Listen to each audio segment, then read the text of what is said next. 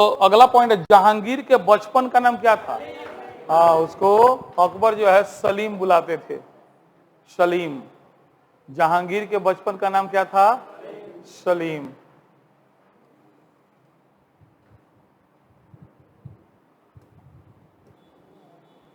चलिए नेक्स्ट है नूरजहां, उसके बचपन का नाम था मेहरू निशा।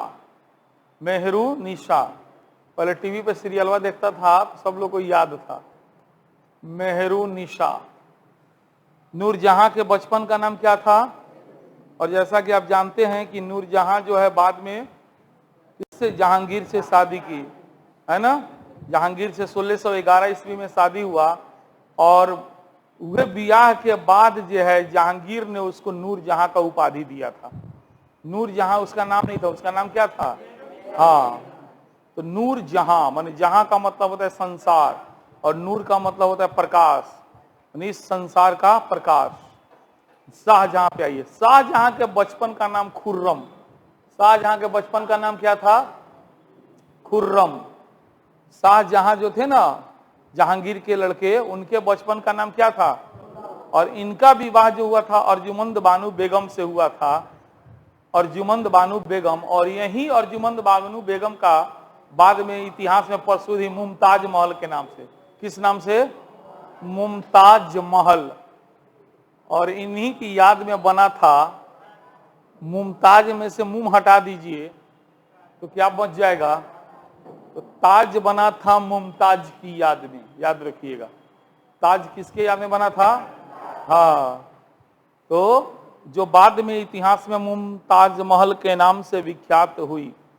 गद्दी के लिए शाहजहां के दो लड़का बड़ा आपस में लड़ाई कैले, लड़ैया का नाम रहे धर्मत का युद्ध। कौन युद्ध? धर्मत। और शाहजहां के दो बेटा, जिसका एगो कट्टर था औरंगजेब और दूसरा था दारा सिकोह। क्या नाम था? हाँ, तो ये धर्मत का युद्ध जो हुआ था किसके किसके बीच हुआ था? औरंगजेब और दारा सिकोह। सिकोह एक साथ, दारा सिकोह के बीच हुआ था। भरिए, किशोर ना सिकोह, दारा किशोर गलत लिखल बा। सिकोह, सिकोह, दारा सिकोह, देख ले पर लिखल बा सिकोह, दारा किशोर गलत लिखल बा, है ना। तो गद्दी के लिए शाहजहां के दो पुत्रों औरंगजेब और दारा सिकोह के बीच 1658 ईस्वी में, कब लड़ाई हुआ था ये? 1658 ईस्वी में जो है धर्मत का युद्ध हुआ था। मुहतसीब जो था ना, एक्चुअली औरंगजेब बहुत कट्टर शासक था, समझे।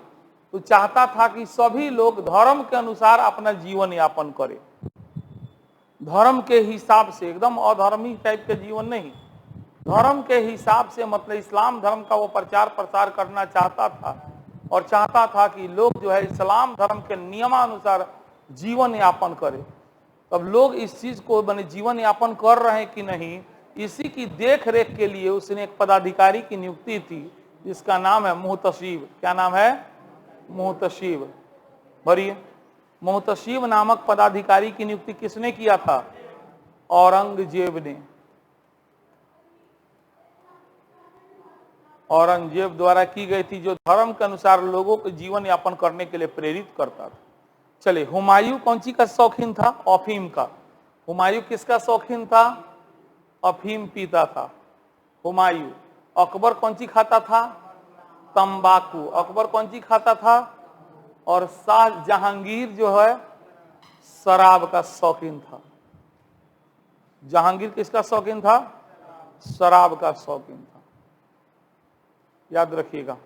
चलिए, जहांगीर ने एगो न्याय का जंजीर लगाया था, घंटी लगाया था। कोई भी उसको बजाता था, रात दिन 24 घंटा कभी बजा सकता था। तो घंटी बजता था तो उसी में राजा प्रकट होते थे और उसका न्याय करते थे। तो उसी को बोलते थे न्याय का जंजीर। किसने लगवाया था? जहांगीर ने। कहाँ लगवाया था? आगरा में।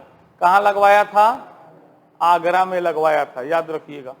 कहाँ लगवाया था? आगरा में। अकबर के समय के सबसे प्रसिद्ध चित्रकार दशवंत था।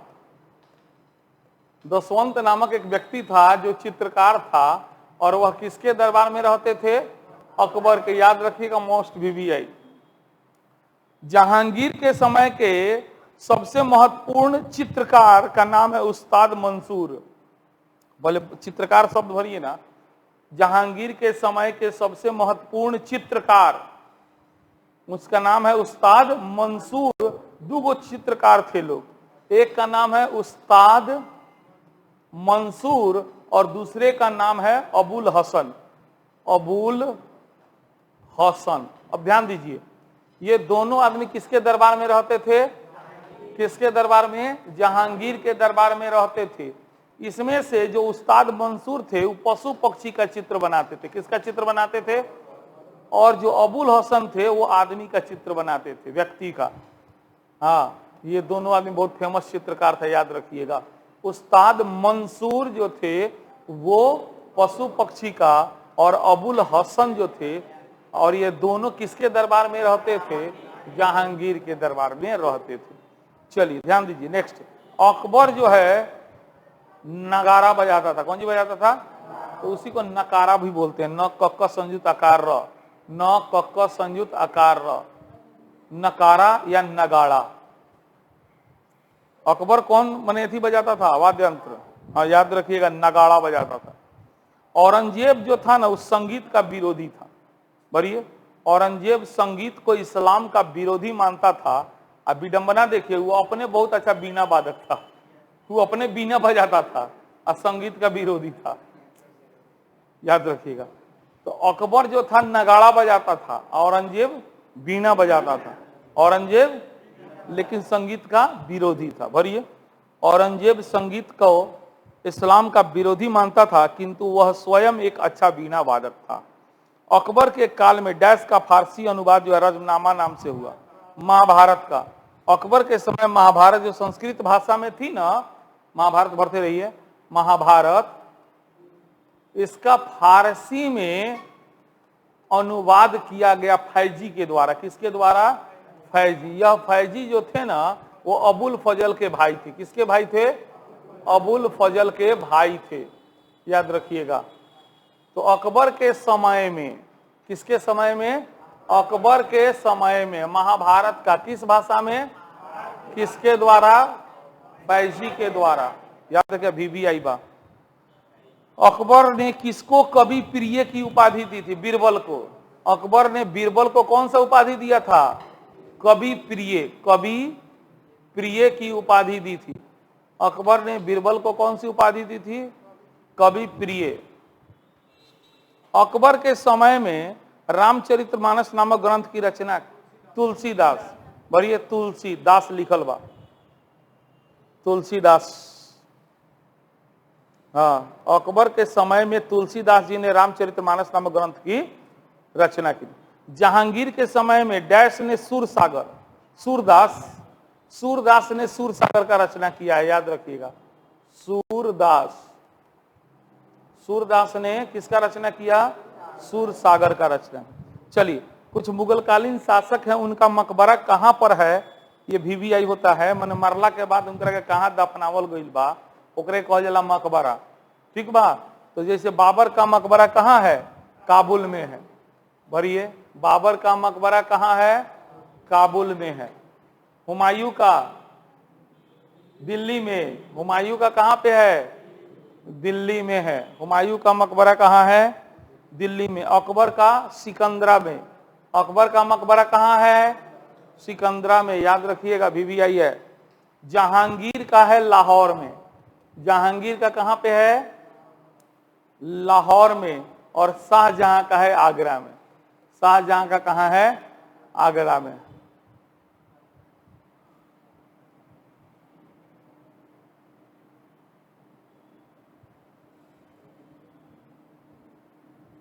काबुल, दिल्ली, सिकंदरा, लाहौर और आगरा।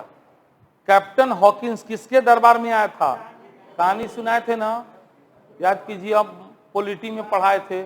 हॉकिंस आया था तो अनुमति लेने के लिए सूरत में फैक्ट्री खोलेला। कब आया था? हाँ, ओकरा बाद कौन आया? Sir Thomas Roe. Sir Thomas कब आया था? 1615 में। बड़ा ध्यान से। कैप्टन हॉकिंस डैश के दरबार में। किसके दरबार में? जहांगीर के दरबार में। कैप्टन हॉकिंस किसके दरबार में आया था? कब आया था? उसके बाद कौन आया? Sir Thomas Roe. कब आया? किसके दरबार में आया? चले, दीवाने अशरफ, ये राजस्व विभाग था। दीवाने अशरफ किस तरह का विभाग था? परीक्षा में पूछ ले बार और लोग के ध्यान से। अब 1582 में अकबर ने राजा टोडरमल को दीवाने अशरफ का पदवी से नवाजा। भरिए 1582 में अकबर ने, है ना, अकबर ने जो है ना, टोडरमल जो थे ना बहुत बड़े राजस्व ज्ञाता थे, भूमि, है ना, मैंने नया नया टैक्स के बड़े अच्छा जानकार आदमी थे। तो अकबर क्या किया, उन्हीं को दीवाने अशरफ का उपाधि दिया था, है ना। तो परीक्षा में पूछेगा दीवाने अशरफ क्या था, तो राजस्व विभाग। हाँ याद रखिए। भारत का अंतिम मुगल बादशाह बहादुर शाह द्वितीय, बहादुर शाह द्वितीय, बहादुर शाह द्वितीय भारत का अंतिम मुगल बादशाह कौन थे? चूंकि ये जफर के नाम से डायरी लिखते थे ना, इसीलिए इनका नाम पड़ गया बहादुर शाह जफर। या बहादुर शाह द्वितीय बोलिए तो, या जफर बोलिए तो, ये जफर के नाम से डायरी लिखा करते थे, है ना। तो इसीलिए इनका नाम है बहादुर शाह जफर। हाँ, जो जफर के नाम से शायरी लिखा करते थे। चलिए अब ध्यान दीजिए, औरंगजेब के मरला के बाद जौन मुगल शासक भइल ओकरे के कहा जाला परवर्ती। क्या कहा जाता है? परवर्ती माने बाद के। परवर्ती माने बाद के मुगल बादशाह। बाद के कौन? मुगल बादशाह। केकरा बाद के? हाँ, औरंगजेब के बाद के। औरंगजेब के बाद के मुगल बादशाह सबसे पहला हुआ था बहादुर शाह प्रथम, है ना। अब इनका एगो उपनाम है, सब बेहुदा शासक था। कौनों के अंदर इतना टैलेंट नहीं था कि वह देश को बचा सके। औरंगजेब के मरला के बाद देश टूट गया। बहुत सारा विदेशी शक्ति आया भारत पर कब्जा करने के लिए, अपने में लड़ने लगा। अगर ये सब मजबूत होता तो सब लड़ता, सबको भगा दिया जाता, है ना। तो औरंगजेब के मरला के बाद शासक बनलन बहादुर शाह प्रथम। आई इतना बेखबर आदमी रहे, नामे पड़ गल साहे बेखबर। साहे बेखबर। तो पूछेगा साहे बेखबर किस बादशाह का उपनाम है? हाँ, ओकरा बाद शासक एगो रहलन जहानदार शाह। वो इतना शानदार सा शासक रहलन, उनकर नामे पड़ गल लंपट मूर्ख। का नाम रहे उनकर? लंपट मूर्ख। लिखल होगा। जहानदार शाह के उपनाम का रहे? लंपट मूर्ख। लंपट मूर्ख। ओकरा बाद शासक बनलन फर्रुख सियर। उनकर उपनाम रहे घृणित कायर। कायर आदमी, घृणित कायर आदमी रहे, घृणित कायर। ओकरा बाद बनलन शासक मोहम्मद शाह। वो एकदम रंगीला रहलन, रंगीला। तो उनकर उपनाम है रंगीला। मोहम्मद शाह के उपनाम का है? रंगीला। ठीक है, तो इसको ध्यान में रखिएगा। बहादुर शाह प्रथम को साहे बेखबर, है ना, जहानदार शाह को लंपट मूर्ख, फर्रुख सियर को घृणित कायर और मोहम्मद शाह को रंगीला कहा जाता है। अंग्रेजों के संरक्षण में बनने वाला प्रथम मुगल शासक कौन था? अकबर द्वितीय था। अंग्रेज के अधीन माने अंग्रेज अपना अधीन क के शासक बनैले रहे कौना के? अकबर द्वितीय नामक एक मुगल शासक थे। उनको भरिए। अंग्रेजों के संरक्षण में बनने वाला प्रथम मुगल बादशाह का नाम क्या है? अकबर। मुगल वंश का अंतिम शासक कौन था? बहादुर शाह द्वितीय, जो किस नाम से डायरी लिखता था? जफर। लिखिए, जो जफर के उपनाम से डायरी लिखा करता था। 1857 के विरोध में बेचारा क्या कैलक? सेना के नेतृत्व कैलक। अंग्रेज खिसिया के एकरा के बेदखल कर दिलक। तो 1857 के विद्रोह में विद्रोही सिपाहियों का साथ देने के कारण अंग्रेजी सरकार ने इसे गिरफ्तार करके कहां भेज दिया? रंगून। मेरे पिया गए रंगून, किया वहां से टेलीफोन। है ना, सुन लो, बड़ा पुरान गाना है। हाँ, रंगून। बर्मा के कहल जाला। आज के डेट में जो का नाम बर्मा है नु, हाँ, ओकरे देश रंगून। वही जन इंदिरा के धो के भेज दिलक, जहां पर 1862 में बेचारा मर गई। हाँ, तो मुगल वंश का अंतिम शासक कौन था? बहादुर शाह द्वितीय या बहादुर शाह जफर। और अंग्रेजों ने उन्हें निर्वासित करके कहां भेज दिया? रंगून भेज। चलिए, बहुत बड़ा टॉपिक था, हमने कोशिश किया कि इंटर लेवल के औकात से उतना पढ़ाने का बता दिए। अब अगला जो टॉपिक आप लोग का है वो है भक्ति आंदोलन। कौन आंदोलन है? पहले खूब बढ़िया से इसको समझ लीजिए, टॉपिक को समझिए, उसके बाद फिर जो है कोशिश किया जाएगा आगे बढ़ने का। ध्यान दीजिए, एक तरफ जहां हिंदू धर्म धीरे धीरे बहुत कर्मकांडीय होते जा रहा था, वहीं दूसरी तरफ भारत में जो इस्लाम धर्म आया मध्यकाल में, इसके अंदर भी बहुत सारी बुराइयां थी। इन दोनों कमियों के वजह से कुछ लोग ऐसे हुए जो चाहते थे कि अगर कोई मनुष्य मनुष्य है तो उसको मनुष्य के रूप में देखिए, ना हिंदू के रूप में देखिए, ना मुसलमान के रूप में देखिए। अब मान लिया कोई हिंदू है, अब कहल जाए कि तू जग कराऊ, गरीब आदमी है, कहां से जग कराएगा? कह दीजिए जग ना करेबे तो तोर बेटा मर जतो, तो बताइए पागल हो जाएगा कि नहीं हो जाएगा? तो ये बुराइयां हैं।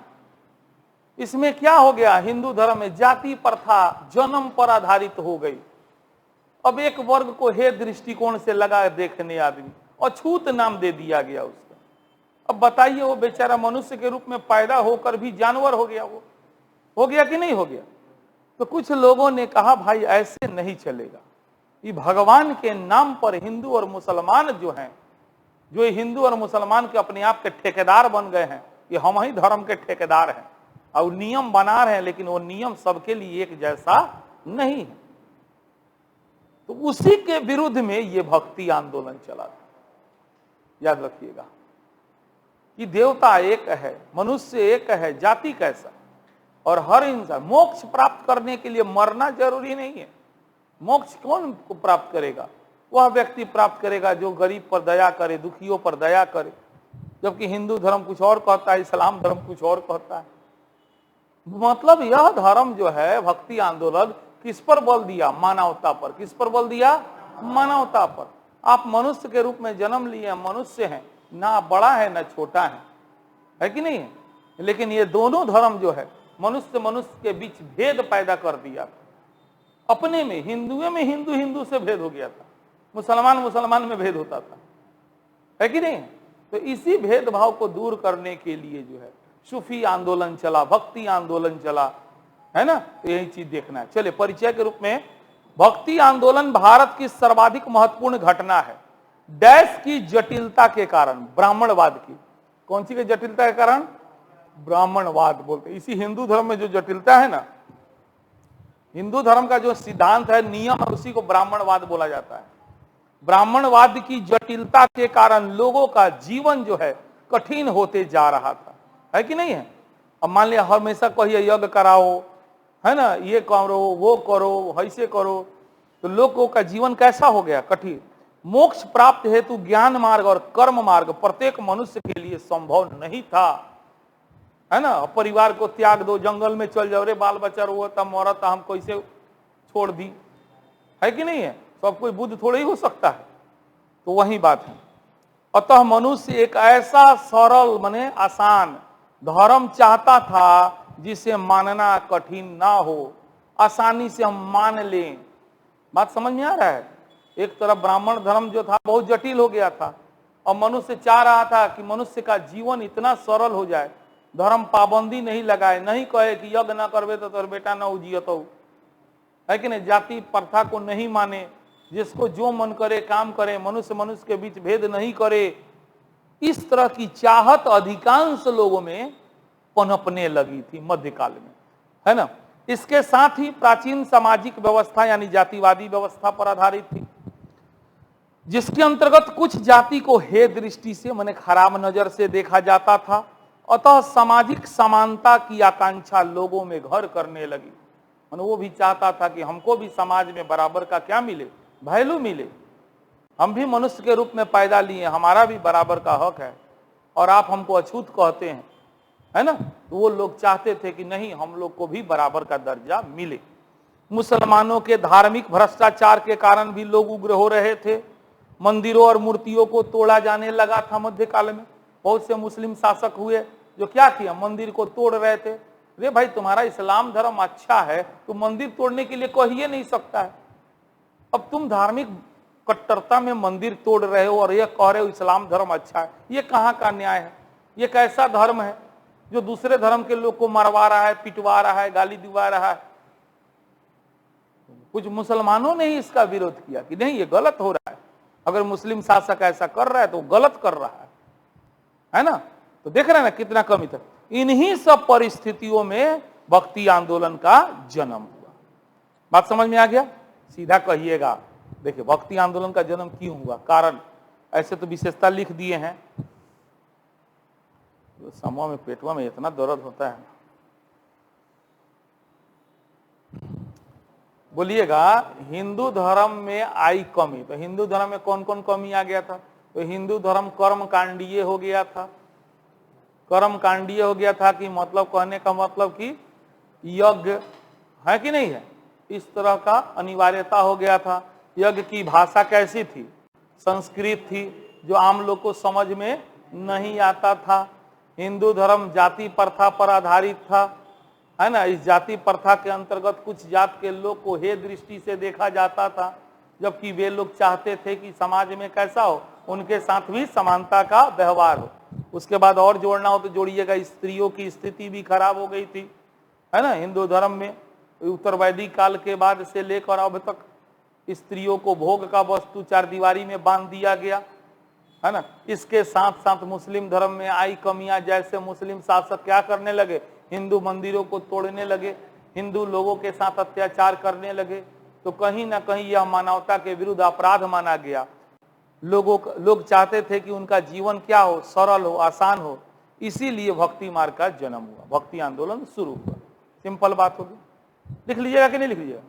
देखिए, कहने का मतलब बाकी चीजें पढ़ेबे ना करला, पहला कठिन बा, हमें कितना कठिनाई बा हम समझते हैं, कुछ कठिनाई नहीं। हिंदू धर्म के कौमी, इस्लाम धर्म के कौमी के कारण भक्ति आंदोलन का जन्म हुआ, बात खत्म। कौमी को चीज था, मनुष्य मनुष्य के बीच भेद होता था। और मनुष्य मनुष्य के बीच कितना आधार पर हो सकता था? जात के आधार पर हो सकता था, धर्म के आधार पर हो सकता था, लिंग के आधार पर हो सकता था। लिखो ना कितना लिखवा लोग, सोचेगा तो क्षमता डेवलप कर लो, ठीक है? तो ऐसे करके लिखेगा, ठीक है? भक्ति आंदोलन की कुछ प्रमुख विशेषताएं निम्नलिखित है। आज रहने दीजिए, छोड़ दीजिए, वही पेट दुखा रहा है। कल इसको बता के कल खत्म कर देंगे, चिंता नहीं कीजिए। कल कौन दिन है? बुधवार है ना? कल भक्ति आंदोलन कोशिश करेंगे।